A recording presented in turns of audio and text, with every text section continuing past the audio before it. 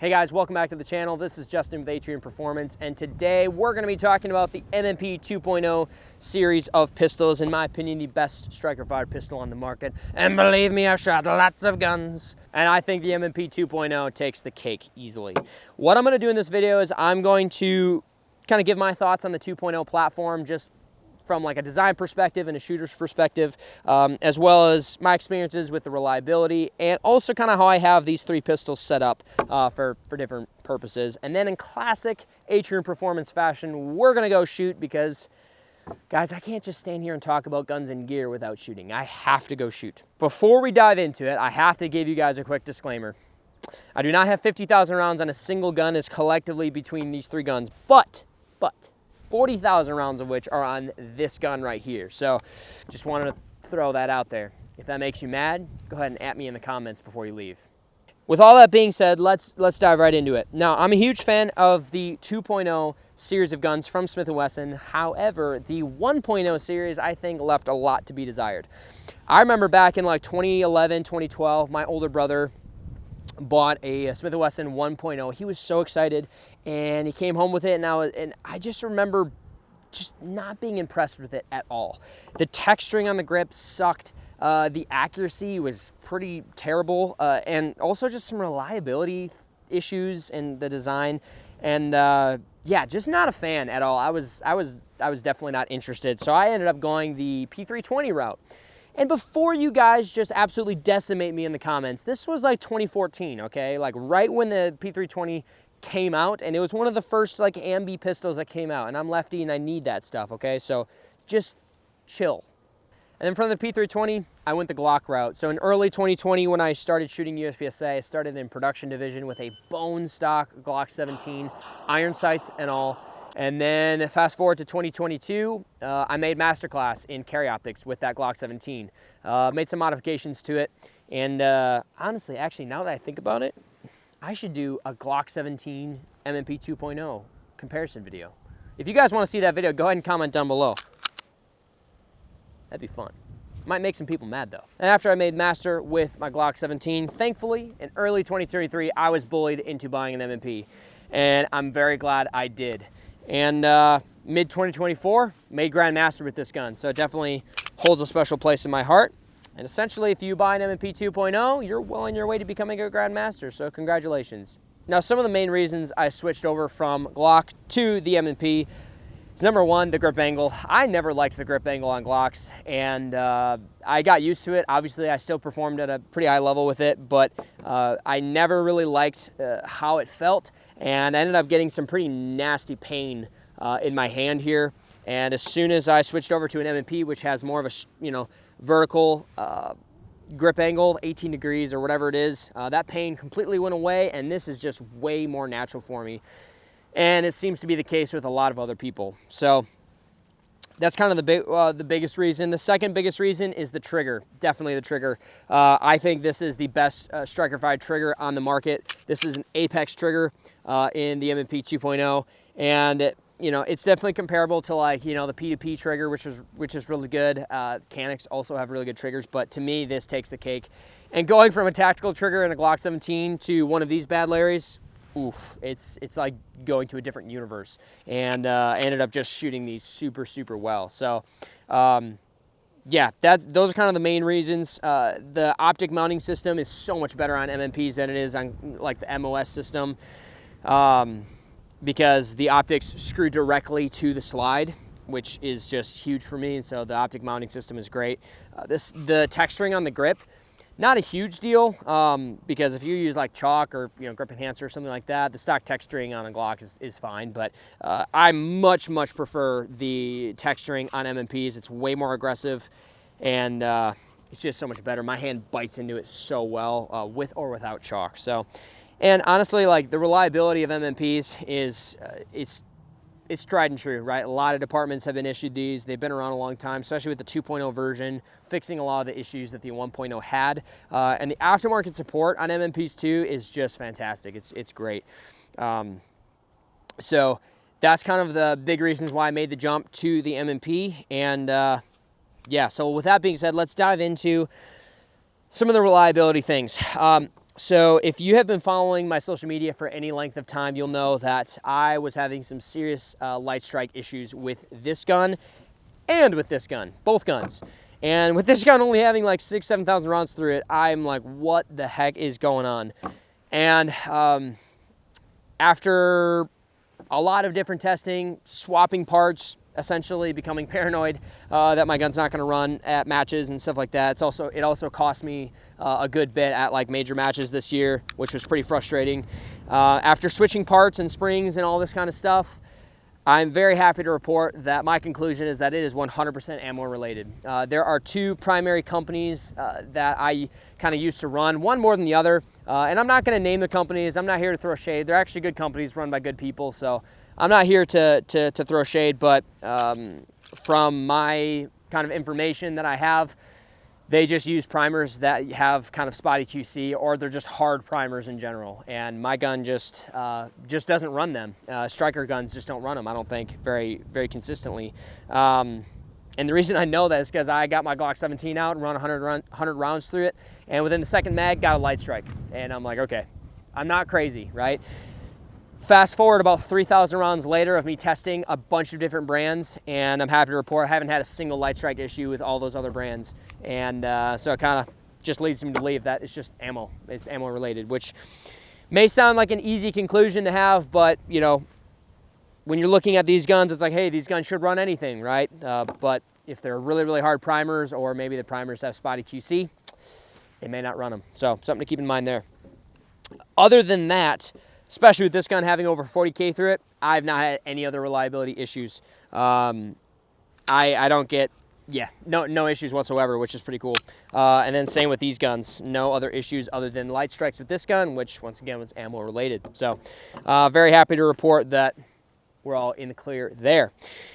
Now, let's see, where do we go from here? Let's talk a little bit about how I have these guns set up. So I have two full-size guns. These are the 5-inch models, and then I have the 4-inch compact model. This is my carry gun. Now, I have a lot of people that have asked me, hey, why do you run the 5-inch over the 4 1/4 inch? And it's a simple and easy answer. I just prefer the recoil impulse. I think it's softer shooting. That is just the plain truth of it. The 4 1/4 inch is great, and you can perform to a super high level with it. Donovan Moore, Buck Lawler, those guys run the 4 1/4 inch just fine, and it doesn't slow them down one bit. However, I much prefer the 5-inch. I think it's just much softer. It's noticeably softer, and yeah, and it's still, I heavily disagree with people that are like, oh, the 5-inch is just too slow for me. Like the slide cycle is too slow. That, I'm sorry, just could not be further from the truth. This slide is still reciprocating and cycling in 5, 6, 7 hundredths of a second. I've done 10 splits with this gun. Like, I'm sorry, the gun is not too slow. It may be slower, right, than a 4 1/4 inch. It definitely is slower, but it's not too slow for a shooter, okay? I just want to throw that out there. But yeah, the 4 1/4 inch is definitely a lot more snappy, in my opinion, a little more violent. You know, my buddies, you know, Donnie, he's like, returns quicker, maybe, but I don't prefer it. I'm trying to get him on the 5-inch. He just recently was shooting his 5-inch pro spec, and I think he might be converting. I don't know. Go ahead and bully Donovan Moore in the comments and tell him to shoot a 5-inch. Anyways, yeah, really prefer the 5-inch. And then for my carry gun, I have the 4-inch with the compact grip. They also have a 3.6-inch with the compact grip. Not a fan of that one. It recoils way more than the 4-inch, and the grip length is the same, and so it's like, I definitely want to have the extra barrel and slide. It also conceals better when you have a longer gun like that. So anyways, that's how I have that. Now, a common theme that you're going to see across all my guns is going to be mostly two things, right? And that's going to be an Apex trigger and a calculated Kinetics DOGTAG optic plate. So let's talk about the Apex trigger. Huge fan of the Apex trigger. I think it is just the #1 upgrade you can get for M&Ps. People kind of rib me a little bit. They're like, hey, if the M&P is so good, why do you have to change the trigger out? You don't have to change the trigger out. The M&P out of the box with the performance trigger, the new one that they have, is honestly great. It's probably a 5 or 6 pound trigger, has a nice light take up, a pretty clean wall, and a pretty clean break. But when you go to the M&P or when you go to an Apex and you try it, you don't really ask questions anymore. You understand, right? The Apex trigger just takes this gun from, you know, 80 to 100. And it's just such a nice upgrade because when you get to that wall, it's such a clean break. It's like breaking glass. It's very, very good. So Apex trigger, I prefer the aluminum version. I have the polymer version in my carry gun here, and honestly, like, unless you're dry firing them side by side and you're feeling them, you could feel a little bit of mush, right? A little bit more flex in the trigger with the polymer than the aluminum, but I'm sorry, when you're actually shooting live fire, you do not notice the difference. So if you're on a tight budget, the polymer is great. However, I prefer the aluminum if I can snag one, right? As far as the spring configuration and the way I have this set up, I actually used to run the lightest configuration possible with like a bunch of stock springs, and I recently changed that when I was trying to fix stuff and, you know, experiment with springs and stuff. So now I run the lightest trigger return spring because I want my take up to be really, really loose, and then the wall to be nice and defined. And then I have the the strongest sear spring in there. I believe it's the purple spring. So lightest trigger return spring, strongest purple sear spring, which is the purple spring, and that gives it probably a 3.5 pound trigger pull, maybe a 4 pound. I don't really know. I should probably test it. But yeah, it's definitely no less than like 3.5 maybe, and no more than 4. So still really, really light for what it is. Feels great. And then also the Apex plunger and the Apex safety plunger spring in there as well. Okay. Haven't had any serious reliability issues with the Apex trigger. However, I did break one. The trigger shoe safety, I did break one at actually a major match. Went to the equipment check at Chrono, and good old Jay Warden goes to pull my trigger from the side, and it pulled, and he's like, your trigger safety is broken, so it's deemed unsafe equipment. So reached out to Apex and Corey and those guys. They really got me taken care of. They replaced it, even installed it on my trigger bar for me. So shout out to Apex. Their customer service is great. And yeah, had no issues there. So that was probably like, I don't know, 8 to 10,000 rounds ago. Whoa. And that was probably, I don't know, 8 to 10,000 rounds ago. And yeah, I'm not really worried about that at all. Next upgrade I'm a huge fan of is the Calculated Kinetics DOGTAG optic plate. For some weird, dumb reason, Smith & Wesson continues to put their loaded chamber indicators on their barrels and their slides, and it blows gases right onto your optic lens, which is very, very annoying. I wish they would stop that because no one wants that anymore, right? It's just annoying. However, Tyler over at Calculated Kinetics has fixed this issue by having a little dingus hanging off of the optic plate that blocks the loaded chamber indicator, and it blocks those gases from getting on your lens, which is great. I have them on all my guns here, except for this gun. I don't know what happened to it. It was on here, but I lost it, so I'm gonna have to reach out to Tyler about that. Tyler over at Calculated Kinetics has been kind enough to get me taken care of, so they're great. Now I will say, the stock optic plate system from Smith & Wesson is great because the screws go directly into the slide. I previously have not been a fan of the concept of screwing your optic to an optic plate and then the optic plate to the gun.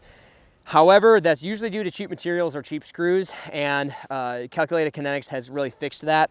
And so essentially with this, what they have is the design, the concept where you screw your optic to the optic plate and then the optic plate to the gun.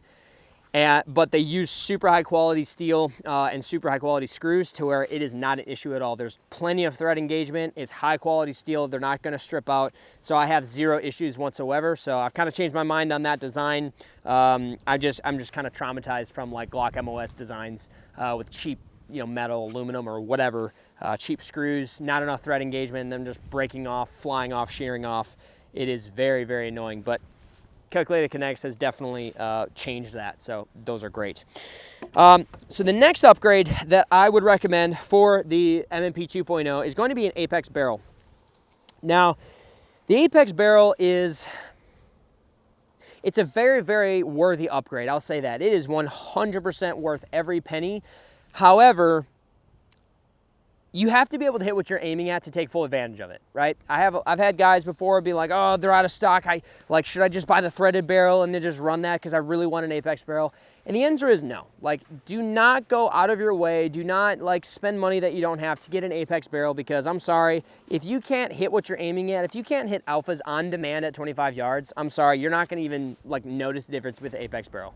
That's just my opinion. Some people might disagree with that, but that's my experience. And the reason I know that is because I was that guy. I am not an accurate shooter by nature. I have to work very, very hard to be accurate. And, you know, for me personally, I definitely do notice a difference. And at my level of skill, like, it does matter, because with a stock barrel, like, it's fine. You can still hit alphas at 25 yards, no problem. But when you start getting to like that 30, 40 yard range, you might start to see some Charlies or Deltas or some misses on steel, like mini poppers or something like that, which you absolutely see at majors like nationals or area matches. So having an Apex barrel is a peace of mind for me, knowing that if I miss, it's because of me, not the gun, right? Mechanically, this gun is capable of a lot. I have not benched this or viced this. Like, I don't really do that. I don't have the equipment for that. I'm sure other people have and have actually been able to show the accuracy capabilities of the Apex barrel in this gun. That's not what I'm doing here. I'm just kind of speaking from my experiences. But the Apex barrel is definitely a nice upgrade. Highly recommend getting one as soon as you can. But once again, put your money towards training and ammo first, because if you can't hit what you're aiming at, it's not going to help you. Now, the nice thing is the new Apex barrels actually seal off the LCI here, which is very, very nice. I'm very happy to see that.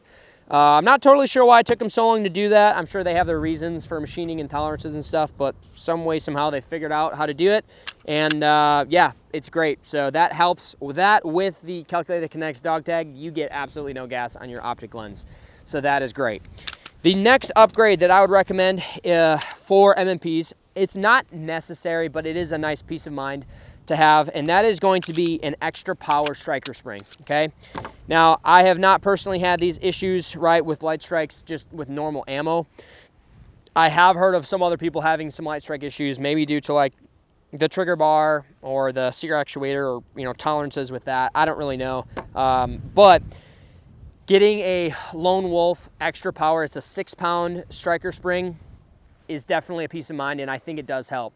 When I look at like the primer casings, or when I look at the casings on the ground and the primers, the dents that this thing leaves are very, very deep, very big gouges in the primers. Like, I know that this spring is working real hard to get some really good strikes on primers. So to me, it's like, hey, it's a $2 spring. It really is worth the upgrade, for my opinion, you know, for me, in my opinion. It's not 100% necessary, but worth it.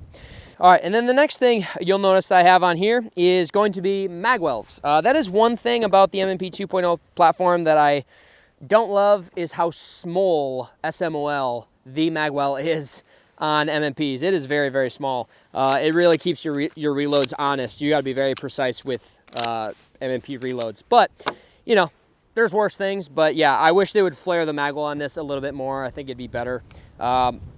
However, if I wasn't competing, I would definitely throw a big old Magwell on here. I really think that Magwells are great, even like on a duty gun or a carry gun or whatever. However, in USPSA and Carry Optics division, which is the main division I shoot, you can't have a Magwell. So I usually don't run one. However, I do have one on here right now from me recently shooting race gun nationals. And yeah, this is my limited optics gun. It's just my Carry Optics gun with a big old Magwell on it. So this Magwell is the Terran Tactical Magwell. It's nice and big. I had to sand it a little bit to make it a little bit smoother, but yeah, I really like having a big old Magwell there.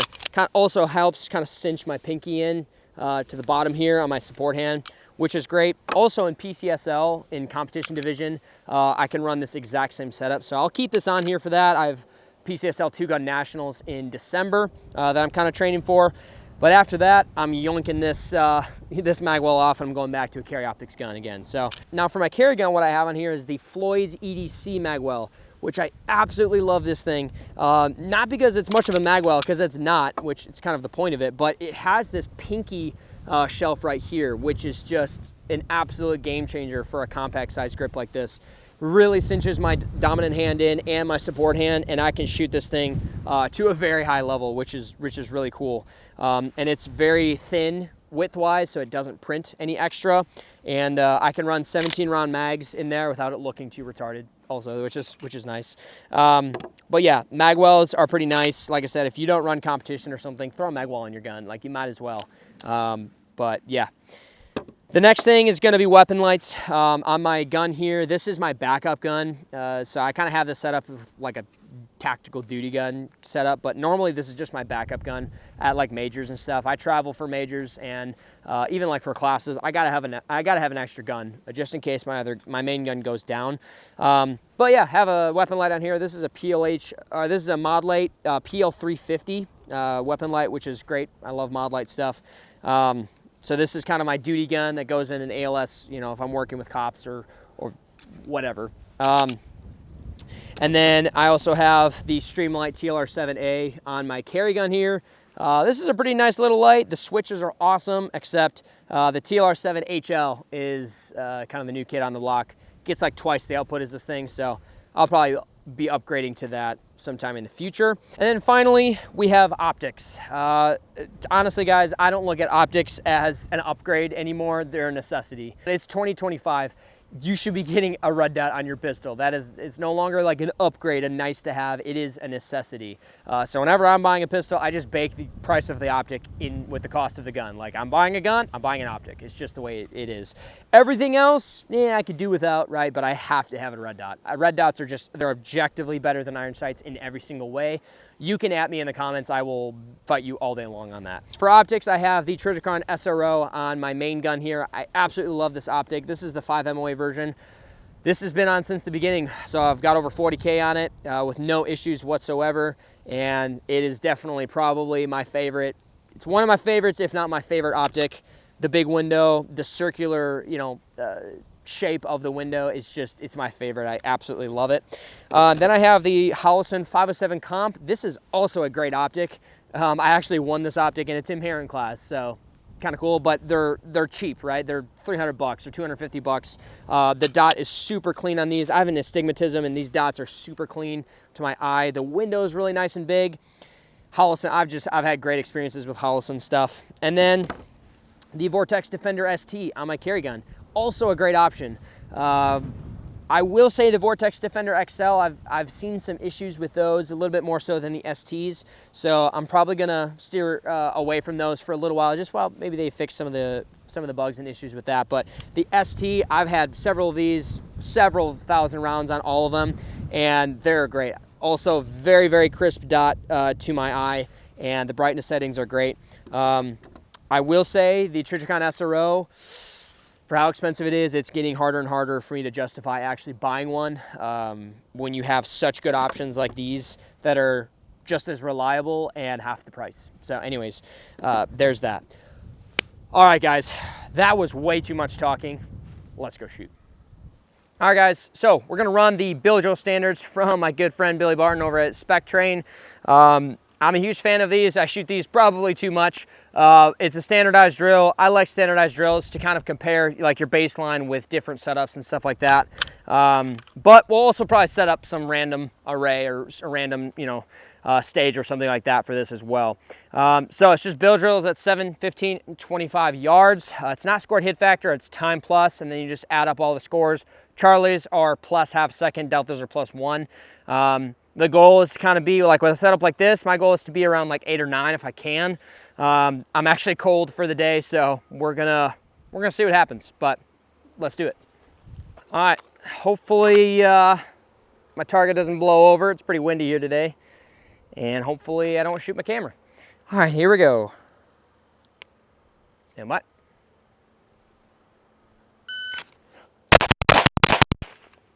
All right, that was a 193.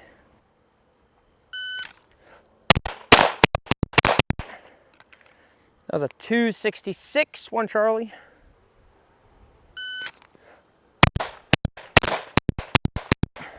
All right, that was a 335. One really got away from me there. All right, so as you guys can see, I've got 3 Charlie there. Let's add up the total time. 193 plus 266 plus 335 is a 794 plus 3 Charlie, which is 1.5 seconds. So we're right about at 944. So that's about where we want to be, 944. This Charlie way over here, not so good, right? But cold, 944 is what it is. I'll take it. All right, guys, so we got my backup gun here with the weapon light and a ALS duty holster. We're gonna run the same thing. Stand by. All right, that was a 190. Stand by.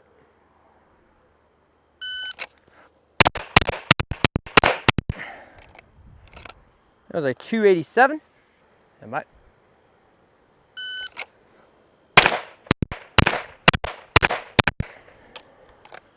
And that is a 382. All right, we got 1 Charlie. So everything else is looking pretty clean. That Charlie was really dumb. It was at the 7 too. So 190 plus 287 plus 382 plus 0.5 is a 909 raw time. So not too bad. That should have been more like an 8.5. Because this Charlie here is pretty dumb, but is what it is. All right, now I'm gonna throw my my carry gun AIWB rig on, and we'll see what we can get.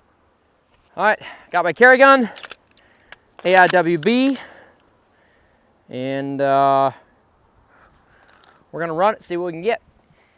Stand by.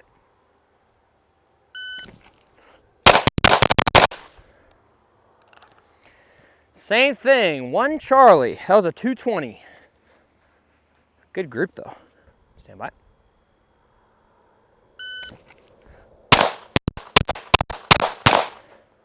Oof. Not good. Ooh, that's not good. Stand by.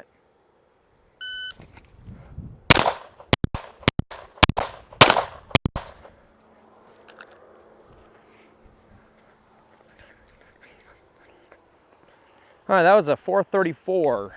All right, we're looking pretty rough here. But I'm kind of wondering if my 0 is a little off, because my gun is zeroed for 115 duty ammo, Spear Gold Dot 115, and this is fancy 147 grain stuff. So that's probably what's going on there. So we've got 1, 2, 3, 4, 5 Charlie there, which is definitely not good. That's 2.5 seconds. That's going to put me over 10 for sure. All right, so first time was a 220 with a stupid Charlie, 327, and then a 434. That's a 981 plus 2.5 seconds is a 1231. Oof, that's really, really bad. But I know that if I adjusted the 0 on my gun, which I'm not going to because my carry gun is zeroed for Spear Gold Dot 115, I'm not going to re-zero for this 147 grain stuff. So, all right, guys, well, that's all I got on my M&Ps. Sorry for so much talking. I tend to do that. But at least we got some shooting in. Not very good shooting, but shooting nonetheless, right? Guys, go ahead and comment down below your M&P setups and how you have them set up and why you chose to switch over to M&P Gang Gang. And I'd love to hear it. If you guys enjoy this content, I would greatly appreciate you guys subscribing, commenting, sharing, liking, all the algorithmic things. I would greatly appreciate it. I do all the stuff on my own dime, and I assure you it is not cheap.